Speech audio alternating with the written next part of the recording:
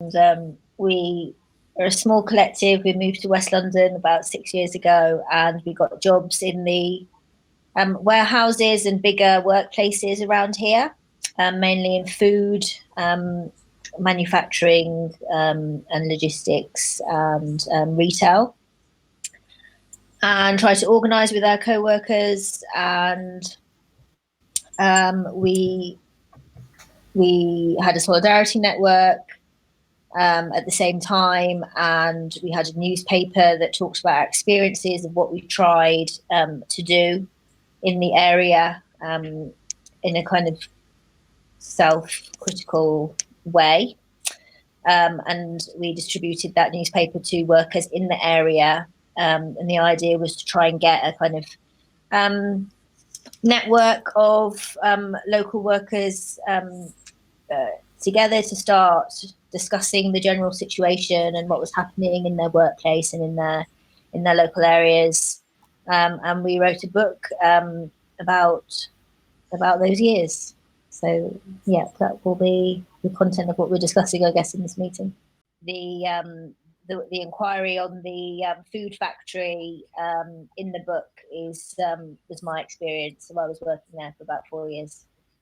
In West London, now I live in Bristol, and I think the only thing I would add to what Kieran said is that, now apart from reflecting on the last 6 years, we also try to widen the discussion and network a bit, which is difficult under these circumstances. So we managed to have one meeting in November, but even that was very kind of small. So we are stuck at the moment, but we managed to get to know some new comrades and start like discussing things. As at the moment still a Let's Get Rooted network, but we changed our name back, like these chocolate bars. We changed it back to Angry Workers. So yeah, so it's like a reflective and hopefully slowly expansive kind of period of time. My life, I was a metal worker. I worked in aircraft and cars. For a lot of up until the 1980s, I was in the Trotskyist movement, and that all exploded. The thing I'm most proud of doing in my life is during the war in Yugoslavia, I was very involved with a solidarity campaign which organised convoys of lorries of aid to go to the miners and the teachers' union in Tuzla. They were defending multi-ethnic society. And as I said earlier, I jumped into the Angry Workers at a meeting in London early last year, and now I'm with them. I live in London. I've been following Angry Workers stuff for, I guess, the last kind of 4 or 5 years. And then when I moved back to London, after being in rural Wales for a bit, I got involved in the network kind of end of last year. Yeah, I mean, the direct experience that we had, I mean, we distributed the newspaper and some extra leaflets at 2 of the job centers in our area. One job center that actually closed, so they really tried to kind of concentrate most of the areas unemployed in one job center.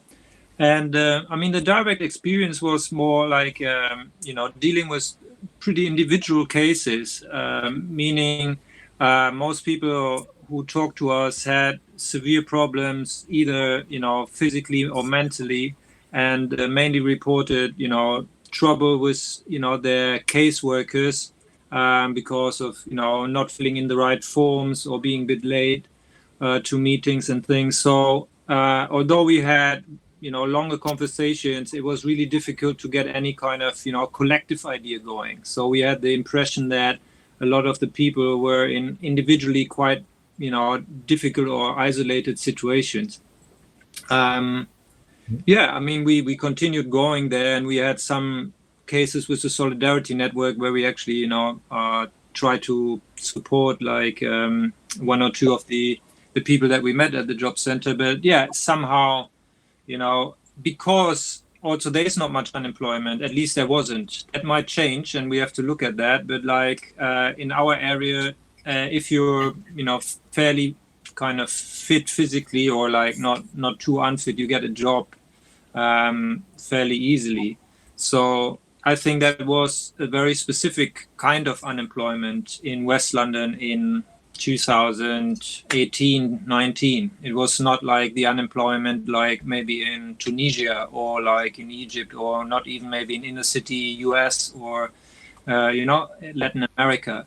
So it was very much a very marginalized section of the working class. That maybe is our direct experience, and that's maybe where we also didn't focus too much on working around the job centers, because we felt like workers who are individually in a similar weak position as migrant workers, or recent migrants, but if once they work in a bigger kind of workplace, there's more potential for some collective resistance or collective steps. So we focused on the workplace.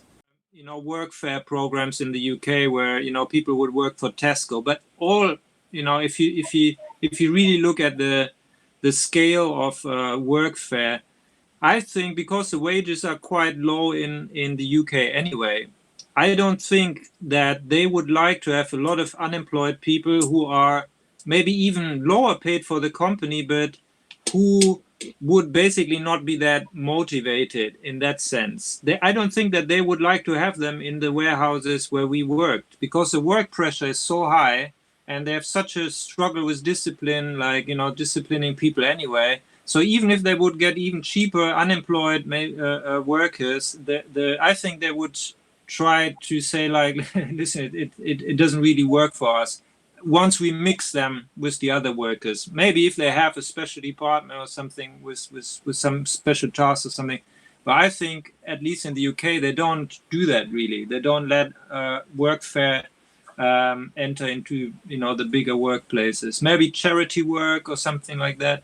But from my experience, at least, Callum. Yeah, I'm not really familiar with this, but my memory of workfare when it first came in a big way was initially quite a lot of places did take on workfare staff, but then they had so many problems with the people that they took on, and there was also a fair bit of campaigning to pressure companies to withdraw.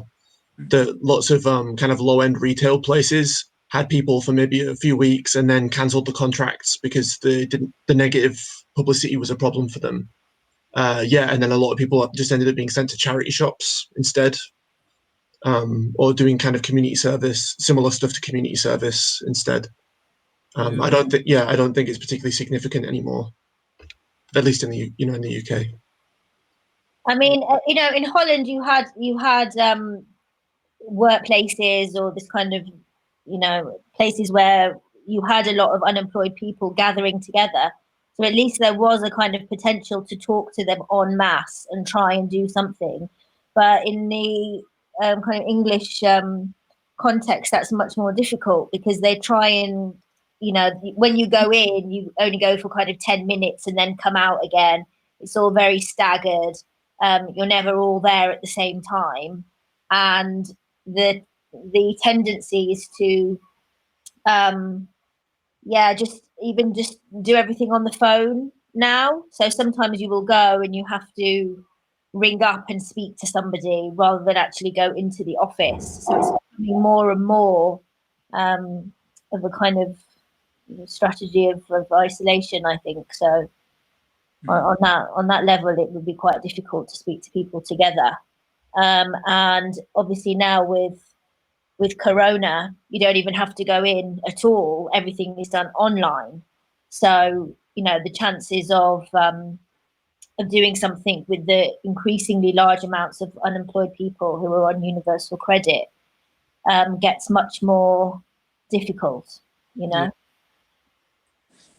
Yeah, and they can really fuck you over if they only do it online. For example, I mean, just to put a bit of a personal note in here, but like I've been living in the UK for like 12 years and working most of the time, and then I had to leave last year for 3 months. I came back and they said we can't give you any benefits because you're not habitually resident in the UK. So it took like a long time, a lot of like emails and complaints, to now after about 2 months they reversed that. But I think a lot of people, they would just like give up. And that's after working in the UK for, as a EU person for like 12 years. and then they say no benefits because you left the country for 3 months. Anyway, I think they try to avoid to have a situation like after the big crash in 1929, where you had a massive increase in visible unemployment. They really, like after 2008 crisis and even now, they really try to kind of keep unemployment as a kind of hidden problem. Let's see, at least in the Western developed kind of capitalist countries, because they don't want to have like something. I mean, in the 1930s, the unemployed movement was the backbone of the Communist Party in the US and of any kind of, there was like an organized unemployed movement. And they really, they try to individualize it, and they try to have like, some kind of schemes where they can say, listen, you're not just unemployed, you are in a training, or you are, a student, or you are on a work. They really try to kind of avoid having a similar situation. So, but the question is, will they be able to do that? I mean, once the crisis gets really kind of going, unemployment, might reappear as a kind of problem that is not an individual problem, but a class problem. And I think that will be interesting. And the main focus, I think, for us would be what is the relationship between the unemployed and those who are in work? Do the unemployed focus demands mainly on the apparatus, on the bureaucracy, or do they try to build links with people who are in employment? And there, maybe it's good to look back into history or in other places how that happened. In Italy in the 70s, for example, unemployed organized, let's say, blockades or pickets of companies that did overtime or that had weekend work, and they said, listen, we don't have a job and you let your guys work like for 60 hours a week. No way. So they really try to put pressure on also on the workers who had the job, say like, hey, what are you working overtime here? You can see similar things happening now in Iraq, for example, which is like, you've got a very high unemployment on one side, and then some jobs like in refineries or like in the oil industry. And there were like blockades of local, let's say, more unemployed youth saying, listen, we blockade the refinery partly as a means to put economic pressure on the state and on these companies, but also like to force those who are in work, who have like, also the jobs are shit, but like still they have to work, to say like, hey, listen, we have to build some kind of connection here. You have to go on strike, or we have to somehow relate to each other. And I think that would be the interesting thing. Similar and that maybe a last example, in Argentina, when you see the unemployed movement, you see like it was the most fruitful when they built relations with, for example, the occupied factories. And whenever they tried to organize just as the unemployed, it was fairly quickly that, some of the state parties like Kirchner and some of the Peronist party, they tried to use the unemployed organization as foot soldiers. And I think we see that, in Argentina it was fairly clear. Kirchner government used these piqueteros later on. But we can also see integration from my experience in Germany. You had an unemployed movement in the 80s that first came out of the political scene, squatting, social centers, and got more and more institutionalized. So then they started providing training, advice work, and somehow became like the official face of unemployment, but basically a bit like an NGO type of relationship. So I think these would be things to avoid. And the other thing would be, how can you, actively engage in class struggle as people who have no jobs at the moment. Just following on from what Marco said, I mean, in the 1970s, we had very high unemployment in Britain, over 4 million. And at that time, the trade unions, very much the left wing of the trade union movement, with these memories of the unemployed movement in America and Britain, thought that they could organize the unemployed, and a lot of money was put into it, and premises were bought in nearly every city to open unemployed centres. And these would be run by the local trade union committees, and they everywhere were a total failure. They were either a failure because simply the initial young unemployed people would come in, want to do what they wanted to do. Of course, by this time, the trade unions were very bureaucratized. So they said, no, it's an unemployed centre, but we run it. So that in the area where I was in London at the time, they end up banning the unemployed from coming in the unemployed centre because they wanted to go in and drink and take drugs and play music. So there was this real clash. And so there was the question, what were these unemployed centres for? What was the real political purpose of them? And it was never very clear. The only places that they kind of did something was where they did become a centre for the unemployed political activists. It really remained as centres for the unemployed political activists. It never really extended into being able to draw in a wider range of the unemployed for anything. Because what were they for? Then I had a different experience. I spent a lot of time in South Africa during the last days of apartheid, working with the metal workers union there. And I went to employed meetings, which were held in the open air in parks on Sunday mornings, and there would be thousands of people there. And this was at the height of the violence, the so-called black on black violence. And the trade unions were very clear what they were doing. And they would speak openly of this, because they recognised that, there was no benefits, there was no money, state money for the unemployed. What the unemployed wanted was jobs, which of course, the trade unions couldn't give them. What they were doing, and it's a bit like what Marcus said, they were very deliberately trying to stop the unemployed becoming the scabs and if you like, the soldiers for the anti-union violent mobs, which were also being organised. And they had some success. They did manage to do the one thing that I thought was amazing is they would go en masse, maybe 300 or 400 at a time, go into a supermarket and just eat. And 300 or 400 of them would go in, eat, choose to pay. The police would be called. The police didn't do much, kick them out. That was quite a successful tactic. But even that process only lasted a short while. It was very difficult to maintain because the unemployed want a job, they want money. The only final thing I would say, this is slightly off the point, but when we did organise our solidarity convoys going to Bosnia, even though it was initially started by mostly trade unionists and political activists, you needed people who could work round the clock. We were collecting food in supermarkets round the clock. We were driving lorries to Bosnia. It ended up that virtually all of our campaigners, hundreds and hundreds, were unemployed kids. And this, I think, was a useful experience. In other words, you were finding a way to organise, do something. You know what I mean? And I think that's the problem. What are you organising the unemployed for? I mean, maybe starting from direct experience again. It's a difficult one if you take, for example, the question of racism. Of course, like we had a lot of guys from Eastern Europe, countries like where there are not many like non-white kind of workers or migrants. I mean, at least in some of the like Polish or like Romanian rural areas. Although that is changing now, but like so there you had like obviously like a racist remarks and these kind of things, but at the same time it was mixed up with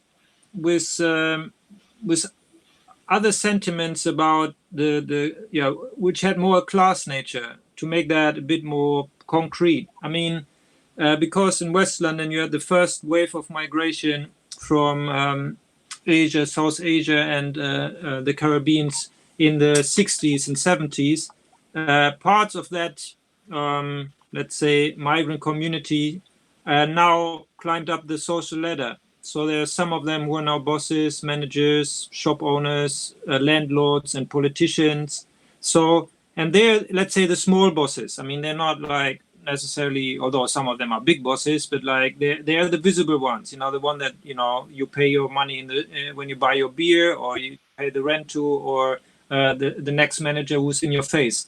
So this kind of this new situation, you come over from, let's say, Eastern Europe, you clash with London, with a very multicultural, if you want to call it, kind of city. And a lot of the local like small bosses are from a community that you have got your maybe racist ideas about. It's very difficult to disentangle.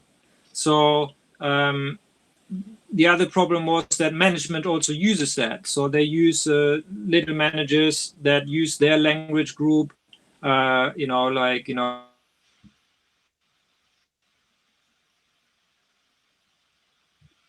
from Asia or Sri Lanka. And workers then, might refer more to their own supervisors, and, everyone is talking, yeah, they get better jobs, or, it's a lot of like division anyway. So we try to address it from a point of view like, what is our commonality? So what is that we share here? And what we share is we've got more, even although communication might be difficult or background might be difficult, a refugee from Afghanistan has more to share with, a line worker from Poland than they have with the department manager. Our situations are more similar in the sense of, at work, but also outside, finding a flat, paying the rent, living in the outskirts of London, all that. So in the immediate sense, we would, take it serious if there are kind of allegations. But at the same time, yeah, we try to emphasize the commonality. I think that's one point. The other point is that I think the left has got these kind of ideas of the communities, let's say the Asian or Muslim community in England or the black community in the US. But if you really get closer to this community, you really see the stratification and the hierarchies in that. Let's say, especially in West London with the so-called Asian community, there was like an internal, very patriarchal, very exploitative relationships between, let's say, those migrants who came in the 60s, 70s, climbed up the ladder, and the recent migrants. A very kind of, you can say, sometimes very personal kind of relation of exploitation. Where if you don't work for the less than the minimum wage, you might then have trouble with your landlord, and the landlord is connected to, the temple.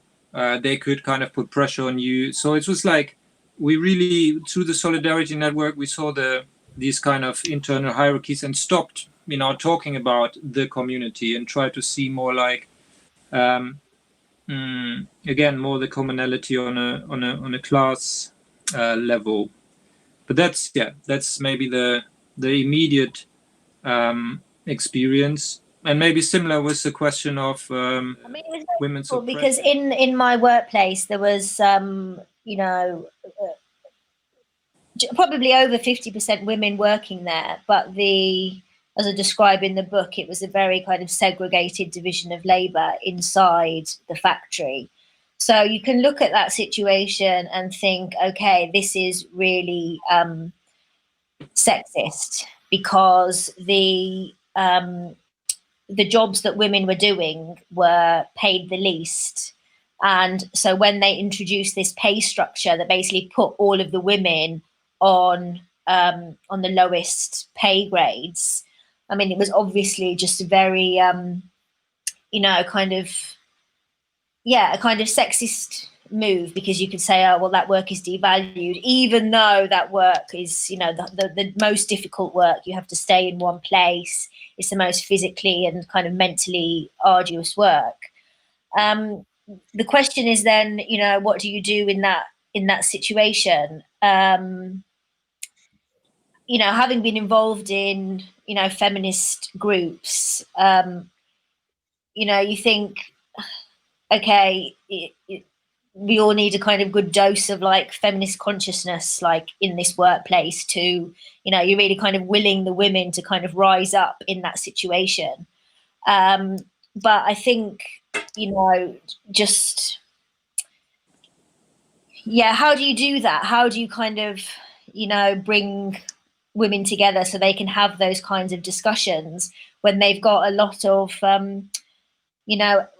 they're overburdened with work, you know, doing 10, 12-hour shifts and then going home and having to look after their children and like cook the food and all of that stuff. And so I, you know, tried to have meetings where outside of work, where women would be able to have that space where they could discuss those problems as a kind of first step. But yeah, the structural limitations of their time and energy meant that they didn't come. And so then you can interrogate that and say, well, you know, why this kind of could be beneficial. But the objective conditions were such where, you know, I wasn't kind of able to make that happen. And I think this was always the problem, like how do you kind of bring feminist groups, of which there are a lot of feminist groups in London, you know, into contact with the women that I worked with, for example. Like, where is that crossover? I mean, the gap is like really quite wide between this kind of campaigning that generally happens, I think, with these kinds of organizations, and then a medium through which that campaigning can mean something. And, you know, bringing those two things together was quite difficult. Well, I mean, this idea of the women's strike, which I guess you have it in the Netherlands as well, and the idea is to kind of somehow do that, to kind of withhold your reproductive work for the day, and then at the same time as having kind of collective childcare and stuff. So, you know, it's not so individualized. But I mean, that is the problem, isn't it? Like, it is generally very individualized work. You're kind of, you know, you might withhold your labor within your own family, but then it's your children that suffer. So there has to be some collective space in which that can happen. And then, you know, but it just, you know, it sounds like a good idea, but I mean, my kind of, I don't know, quite skepticism with it was that it's just very kind of activisty, and there needs to be a bigger movement around it, I guess. My question always in my head was like, how will the women's strike affect the women in my factory? And like, first of all, I don't even know anything about it. They've never heard about it. They wouldn't be able to enact it because there's no bigger kind of movement going on. So it's a bit like chicken and egg. But yeah, and like, ironically, actually, when it was, you know, 20 years ago in that factory, they were actually able to cook together, use the kitchens in the food factory to actually cook for themselves, which alleviated a lot of the reproductive burden on the women. So that was a kind of massive step backwards over the last kind of 20 years. I mean, we did have a little glimpse of it in 1984 in the British miners' strike. You did see. I wouldn't call it the reproductive strike, but you had, because you had all of these mining communities on strike. Initially, the wives all set up the communal kitchens to cook for everybody, for the husbands, and it was all became communal. Very, very quickly, women started to become activists beyond cooking, started going around the country to speak at meetings, and increasingly demanding that the husbands stay at home and look after the kids. Often the women were much better speakers than the men, were often far more radical, far more militant. You see in many, many communities this complete reversal. But when Kieran says you need a bigger movement, it happened in that context of that huge class struggle. And of course, it had repercussions. You know, many, many women left their husbands, wouldn't go back to cooking the dinner.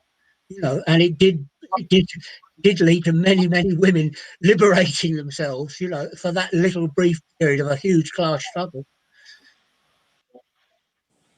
I mean, just to say, we're always trying to link up with other organisations where we feel like our interests come together. So recently, because all of these strikes have been happening at Heathrow Airport, you know, we've been kind of writing stuff about workers' control issues and about the third runway and what would it mean for workers to retrain in something more kind of socially, less harmful or socially useful, and how do we go beyond aviation? What is there? And there are a lot of climate groups who are also interested in these questions. So there's a lot of, potential fruitful discussions, but a lot of these organizations tend to be quite kind of, as I said, campaign focused and quite like siloed. They're just like interested in their one issue. Of course, the general kind of social situation means that that's becoming harder and harder to do, because the kind of merging of those issues are becoming more apparent. It seems less and less kind of, it makes less and less sense to kind of keep thinking in those siloed terms. It's true. I mean, the starting point is that the left has been removed from working class lives for the last decades, and the working class is not like one big kind of homogeneous block. Neither is like social production or reproductive system. So it's like it's changing with new technologies, new kind of migration. So the first step is to really understand like what is happening on the ground. What are the divisions? How did they emerge? We had a lot of situations. For example, in West London, there was a Gate Gourmet strike, which is like a big airline caterer, and that was mainly women from Punjab, South Asia, who were working on these lines in food production, and they were then confronted with very recent agency workers who migrated recently from Poland. So you have got a situation that could be described as a racist division, or you could say this is like a division between very recent migrants and migrants who have been there longer. It could be described as a clash between permanent workers and agency workers. All this, I think, rather than just kind of trying to categorize it, it's important to see it as a dynamic, as a process, and be involved in it somehow. And see what are the, where are these divisions actually, questionable, or where can they be overcome? So, that's, I think, the starting point to see working class as something that is, this is like a process of changes of divisions that are created and overcome. So for us, we discussed a lot about the situation in the US. So that's maybe more about a general question about racism. We were interested in the situation in the US for various reasons, mainly because there were a lot of struggles recently that we felt are always a step ahead from the situation in Europe, at least since Seattle or since the 2008 crisis. And obviously, if you look at the US, you've got a very specific relationship between racism and class historically. So we looked at, we had reading groups and all that. But we also thought that a lot of the reaction of the left to the problem is not really. So again, to talk about the Black community in the US, we felt is kind of reducing something that is very complex to to simplify it in terms of somehow victimhood. So rather than looking at that, there was a very clear development of a Black middle class and political representation during the 70s as an outcome of anti-racist struggles in the 70s.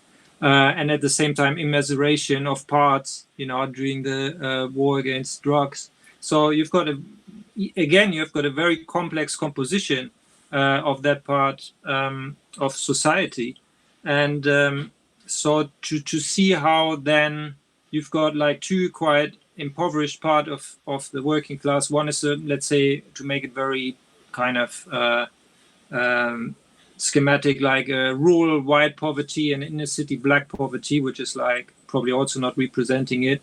How can you imagine a unifying tendency against all this kind of identity politics, both from the left and right, that is kind of put onto that situation. And there, yeah, the question is how can you do both understand historically the significance of racism in that situation, but at the same time also see that something like the carceral system or police violence is something that can only be really understood completely as a problem of the capitalist society, of a class society.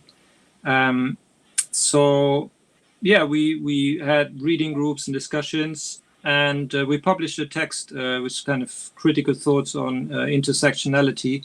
I don't know if you guys had time to read that, but yeah, we try to write down some of our thoughts. It's a small pamphlet. It's like 30 pages or something. But yeah, so yeah, it's about the historical understanding of the working class, how it's changing. I think that's basically the point I want to bring across, which is perhaps a bit general.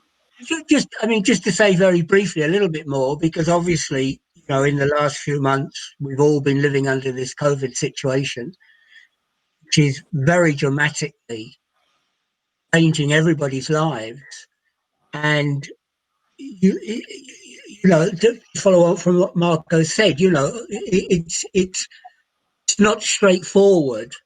Things, you can't say, well, this is affecting the working class in this way, because it's affecting different people in very different ways. And you can't in advance know exactly how these effects are taking place. So the first, what we've been doing all over the last few months, being interviewing people from all different industries, about how life is changing, about how things are changing in their workplaces, about how the whole COVID situation has affected them. And now we're in the process of trying to draw out of those interviews to create a pamphlet to, if you like, to both try to summarize what's going on. And there are some obviously some very general things going on. Then there's some specific things that are different from how, some people have done very well out of furlough. Some people can work from home. Some people can't work from home. All of these differences. And you have to look at these, and we're trying to write a pamphlet at the moment, which is not easy because it's an extremely complex situation. We're trying to write a pamphlet in which we're, if you like, trying to look at what is happening and think about what proposals can be made for people to begin to try to react to the circumstances that they're in. Because one thing is clear, you have just a growing mountain of anger and frustration and problems, which at the moment there is very little outlet for these. The traditional unions are proved completely incapable of doing anything about anything. Social democracy is utterly useless. So you have this kind of building up of this pressure cooker. To know what to propose, it requires this study of how these actual differences are taking place. I mean, for me, it's a difference if, for example, I was working on the refuse collection, like the bin man, yeah. So, and there was one colleague, he was definitely, an organized national front type.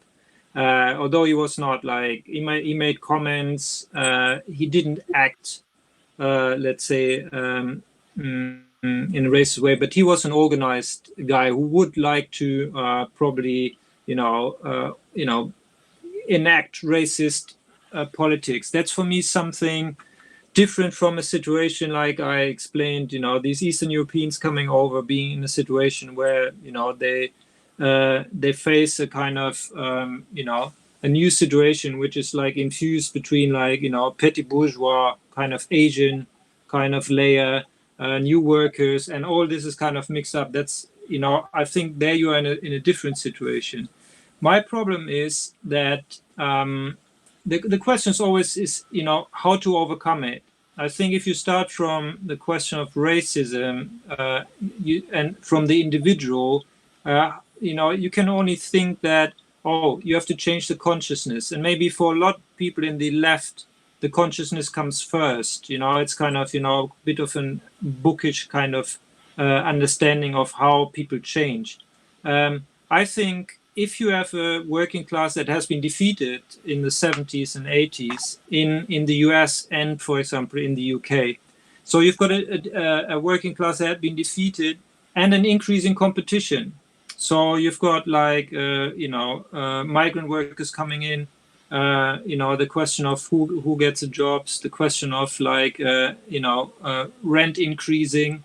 So you can obviously argue, is that because of the migrants coming in? You can argue like, is it not something to do with the bosses, reducing the jobs, or with landlords increasing, the rent, and not enough housing is built? But still, you've got a situation where people feel defeated. They're kind of newcomers. How can you expect, let's say, a welcoming? So, on how would you explain to a worker, and that might be a white worker or black worker? I mean, there's a lot of anti-migrant sentiments in the South Asian communities. Like a lot of, let's say, South Asian voted for Brexit. So how do you explain that? As workers, we've got an interest that migration has always been part of the working class. Some English people had to migrate to work in Germany when the jobs went down, or people come from the north of England to the south. So we are in a situation where we are in competition on the market, if we want or not. So the question is like, how do you overcome this situation? Can you expect from someone who feels defeated, let's say, let more people come in and we all share something that is fairly limited, which is jobs and housing. So I think the left has really forgotten to propose emancipation and the question of social power. So if we want to have a better life, we are forced to build solidarity. Solidarity is not just a nice idea. If we want to improve our situation, we have to, join together.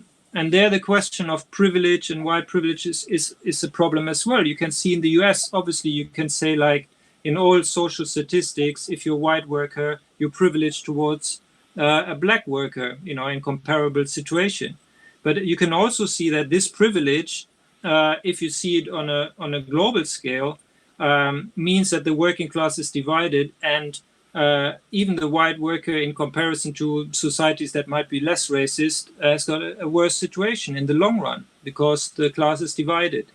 So I think the left has forgotten to start from the material condition and to say like, there is a common interest in solidarity. It's not just like a good value. It's not like a superior kind of moral stance. It's something that we need. I think that doesn't mean that you take racism less serious.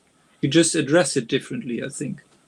We read a lot about, or from the Sojourner Truth organization, which is like basically a group in the 70s. And they said one of the main kind of problems of working class in the US is historical racism. So they said for the left, it's easy, let's say, to propose certain demands where black and white workers can work to, struggle together, for example, at the assembly line. And that somehow works. But as soon as, the struggle is over and let's say the bosses counterattack and they give, white workers a certain kind of betterment, the unity is broken again. So you saw that again and again in US history. And they say, therefore, we also have to focus on the struggles that are, undoing the divisions, which might not be focusing on the, most common aspects. But for example, about the question like who got the skilled jobs in a factory, So I think they had a point there. I mean, it's not all about like just finding the most common kind of issue and build your politics around that. It's about once workers are in struggle and in a kind of, let's say, therefore also discussion with each other, to bring in all the questions of history and say, like, these kind of divisions are not just like very instantaneous kind of things that the bosses just plant from the top. There's a kind of history of all that, We would have to explain, and we tried, for example, to explain to the workers from Eastern Europe the history of, let's say, struggles against racism by the workers who came in the 60s and 70s, and the question of racism and, imperial colonial power. So not as something, oh, you have to first learn that before you can enter a struggle together, but like as something that is part of this. I mean, in terms of the reaction of the book, yeah, I guess like most people are drawn more towards the practical experiences of organizing, because that's what they do in their day-to-day kind of life, and making that leap to something bigger. I don't know, maybe they haven't really kind of thought about it in those terms. This kind of question of how do you relate your day-to-day practice with the wider social, political vision, maybe only happens at a certain point where you think, actually, this could be a possibility. Otherwise, it seems too navel-gazing or something. But I think for us, it was important because we were getting a lot of questions about why we chose to work in logistics, why we chose this area, what is our obsession about essential industries, and also about why we chose to really focus on work. We were always kind of being called like grubby workerists, and that's kind of unfashionable because everyone is into housing struggles and rent strikes and kind of all this other stuff, which is a bit more like trendy, I guess. Not that it's unimportant, but yeah, we had to kind of justify why we were doing what we were doing. And I think then it makes sense when you're thinking about why we're choosing to do this quite particular thing. And there's only a few of us, so we have to like choose where we focus our capacity and our energies. Then it ties in. That whole section ties in to like why we do what we do. And it's part of the kind of self-reflection that I think the left kind of needs a bit more of, rather than kind of firefighting, going here and there. I mean, then there needs to be some kind of strategy about where we're going, and I think people get a bit kind of sucked into the day-to-day struggles.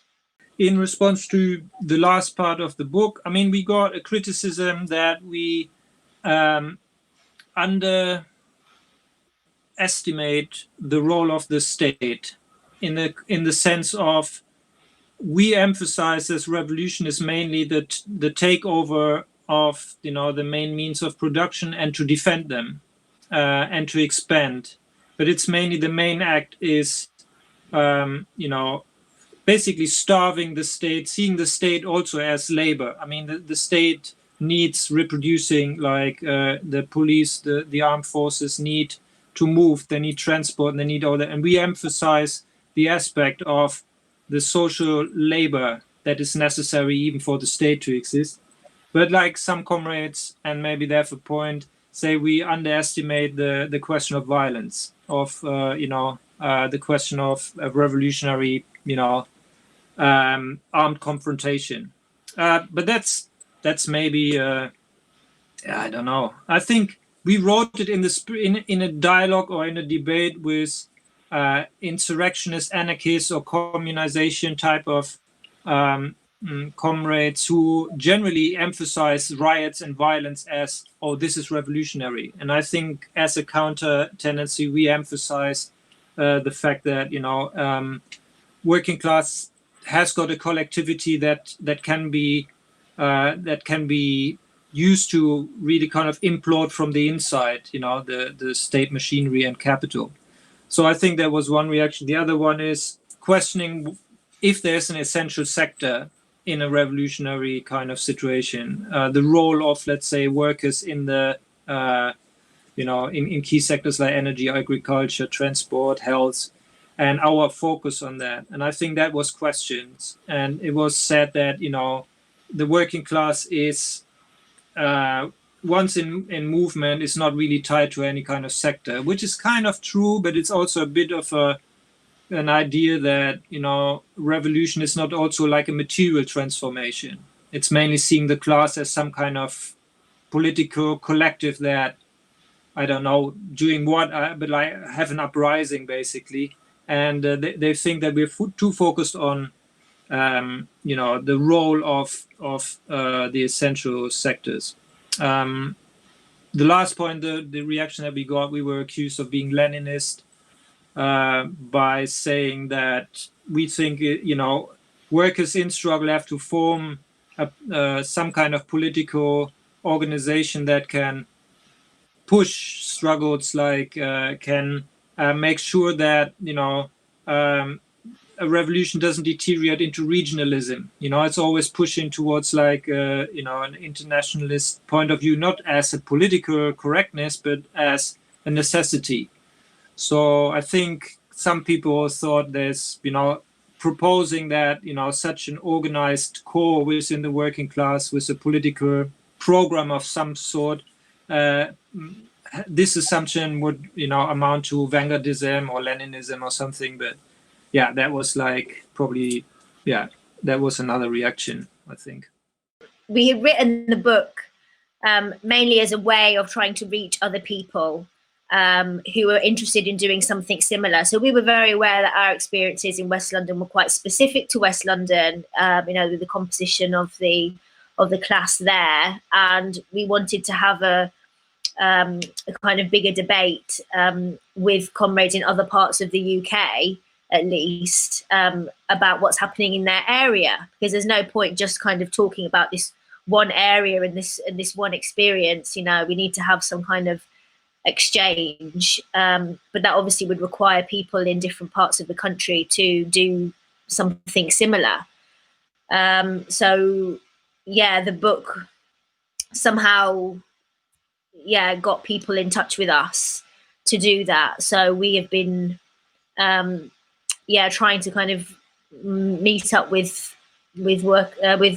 comrades in other areas. And it's difficult because then, with Corona, we can only talk on the Zoom. A lot of individuals get in touch with us who aren't part of a bigger group. And if you're an individual, it's very overwhelming to think, what can you do? What can you do just by yourself?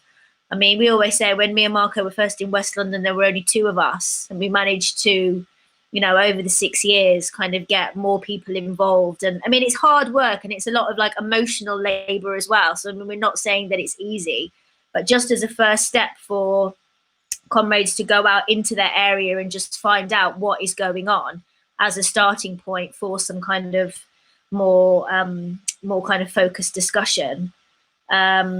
That's kind of the idea. But I think at the moment people are quite, generally feeling quite isolated and tired and a bit depressed. So, doing that work is, it's not easy. Yeah, I mean, there are some. I mean, there's a group in South London where Callum's involved in Croydon, and you guys go out, with your with a local newsletter with some leaflets, mainly Amazon workers and wider kind of warehouse workers. We try our stuff at Heathrow Airport, which comes a bit out of the West London work, but it's also like taken up by some comrades we met who are working at Heathrow.